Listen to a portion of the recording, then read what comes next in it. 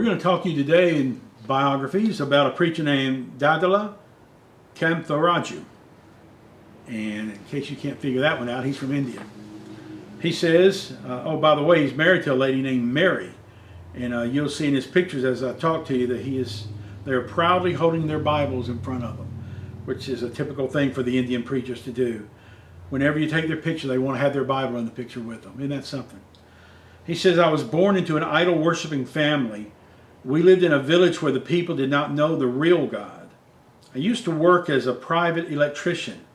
One day, when I was working in a Christian house, a pastor came in and prayed for a sick boy who lived there.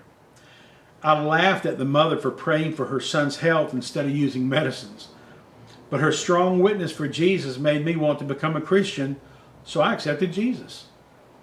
With the intention of learning more about God, I underwent Bible training and then returned back home. Go ye into all the world and preach the gospel to all the perishing souls is the last commandment given by Jesus. By his exhortation, I committed before Jesus to preach the gospel to people in remote areas of my district. I made this tribal village the center of my evangelism and became the first man to start preaching about Jesus in this village. Can you imagine if you could say that here in America, that you were the first person in your town to preach about Jesus? What kind of spiritual condition would our country be in if you could honestly say that? Well, now you know the spiritual condition his country is in. He says, in the early days of my preaching, I suffered many hardships, but Jesus led victoriously in all my church activities. Now I am an independent Baptist pastor. There's a thatched shed where we worship Jesus. That means 4 posts and palm branches on top. I need a church building as we are now in a rented place. Also, I need some tracts for distribution and a PA system to reach those all over the village about Jesus. My wife goes with me for our outreach ministry. Please pray for me. And when he says a PA system, he's not talking about the kind that you and I have in our churches.